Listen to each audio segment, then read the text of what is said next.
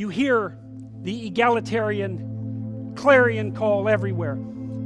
Everything should be equal. Everything should be equally distributed. We should strive for equity. It's like, wrong.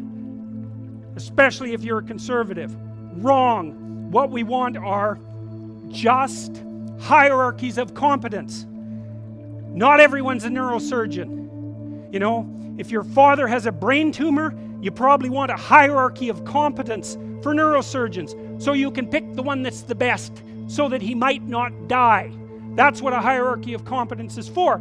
For the postmodernists, there's no hierarchy that isn't based on power. Well, because they think the world runs on power.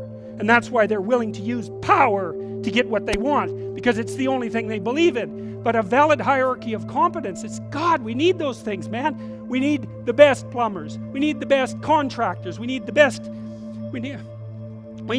carpenters. We need the best lecturers. There has to be a hierarchy of quality. Not only so that we know who the best are and can reward them properly, but so that we can reward them so they keep being the best.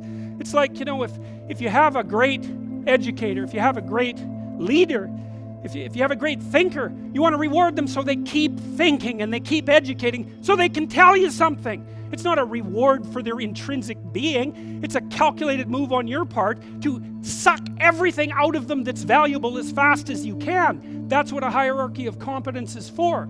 And the idea that hierarchies of competence don't exist it's so cynical. It's such a pathologically cynical idea. And it's actually quite patently untrue, because here's an interesting tidbit from the psychological literature. Let's say you want to determine what the best predictors are for lifetime success in a Western society. Well, what would you hope for? How about intelligence? There'd be a good one. Let's hope the smart people occupy more positions of complexity, right? Because they're smarter. Would you want it any other way? Okay, and that's great. The number one predictor of accomplishment in Western societies is intelligence. So that means the system works. What's the number two predictor? Conscientiousness. Well, what's that? It's a trait marker for hard work. So who gets ahead? Smart people who work hard. Now, that doesn't account for every bit of the difference between people in terms of their hierarchical structure, because hierarchies aren't perfect. They're corrupt. People get to the top sometimes because they're psychopathic, although, believe me, a hell of a lot less than you think. Because a psychopath has to keep moving from place to place, because once he reveals himself as deceitful and untrustworthy, he has to go find new suckers to fleece. So the idea that, you know, there's no distinction between a CEO and a psychopath, it's like, that's only made by someone who A, knows nothing about psychopaths, B, knows nothing about CEOs, and C, has something fundamental against the entire capitalist structure, because it's simply not true. Corrupt, sometimes, greedy, sometimes, short-sighted, sometimes running companies that are doing their best to auger themselves into the ground, and so, you know, it's bad people running a dying organization. But generally speaking, it's not the case. Our hierarchies of competence are reasonably functional. And not only are they functional, they're valuable. We need to know who the competent people are, and we need to reward them. And even more importantly, we need to tell young people, hey, there's some hierarchies of competence out there. Like 1,000 of them. Go be a plumber, man, but be a good one, you know? Be an honest one. I had a plumber once, you know. It was the night before we were putting drywall in our house. We were redoing a house, and he had put in all the plastic piping, you know. And I was going to test the joints. They're supposed to be glued together with this pipe glue, right? And I told him I had to test the joints, and he said, well, you don't have to test my joints, they never leak. And I thought, yeah, that's okay. How about if I test them? So I went up on the 3rd floor and filled the pipes with water, capping them in the basement like you're supposed to. And like half an hour later, I had 2 inches of water in the basement. There were 30 leaking joints. And that was the night before the drywallers were supposed to show up. So he wasn't particularly competent. That's the point of that story. But even more so, he had put a bunch of the plastic pipe outside where the drywall would be, so it would have been sticking through the wall. So I spent a frenetic night, you know, sawing through plastic pipe and re-gluing joints so that the drywallers could come in. What's the point? If you're going to be a plumber, man, be a good plumber, because otherwise all you do is go out there and cause trouble. We don't need people to cause more trouble. We need people to solve problems.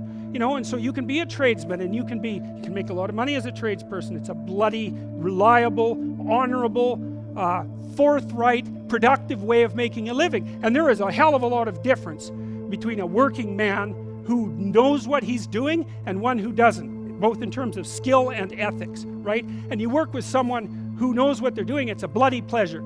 They tell you what they're going to do, they tell you how much it will cost, they go and do it, it works, and you pay them. Perfect. Everyone's happy. And that's what happens when you have genuine hierarchies of competence. And so you listen to these panderers of egalitarianism and equity, and they fail to recognize completely that there are differences in rank between people. It's not such a terrible thing, man. Maybe you wouldn't be a great lawyer. Like, it's certainly possible. Most people aren't. But that doesn't mean there isn't something you could be great at. There's lots of hierarchies to attempt to climb, and if you fail in one, go try in another. But the point is, you're still trying to aim for the top, and what the hell are you going to do if you don't try to aim for the top? You know, flap about uselessly and whine about your life? It's not helpful. It'll just make you miserable. You're not reliable to anyone. You can't help out in a crisis. It's like, so you tell young people, and this is another message for conservatives, like, I don't care what you're going to do, but go out there and make something of yourself for God's sake. Be an honest person and work and get to the top of whatever it is that you want to get to the top of. You know, and stand up for yourself like a respectable human being, and be a bit of a light on the world instead of a blight. You know, and you can tell young people that, and they haven't been told that by anyone now. And so the young men are so hungry for that it's painful to watch. They're so relieved when someone finally comes up and says, hey, you know, you get your act together a bit, discipline yourself, see if you can learn to tell the truth, concentrate on something for a year or two, you could be a bloody world beater. They think, really? That's possible? Wow, that would be interesting. That might make life worth living. It's like, yeah, it might. So why don't you go do it? That's what the damn universities were supposed to be teaching people, and they've forgotten that. I went to Harvard a month and a half. I used to teach there. And I talked to a bunch of students, you know, and I told them, it's not easy to get into Harvard, you know. Like, you're a valedictorian if you're at Harvard. And not only are you a valedictorian, you're way better than most people at least 2 other things, or you don't get in. And so, like, it's, I don't know what the acceptance rate is, like 5%, and believe me, not everybody applies, so it's a very selective school. And so why am I saying that? It's like, these are high quality kids.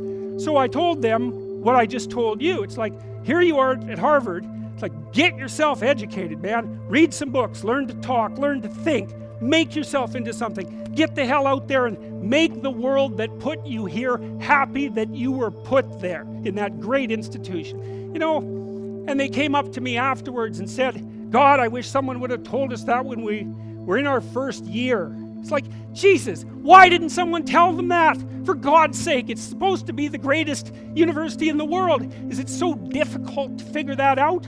Well, it is, if that isn't what you want to have happen in the university. You want to make cringing milksops who whine about being victims while they're going to Ivy League institutions. Jesus, it's pathetic.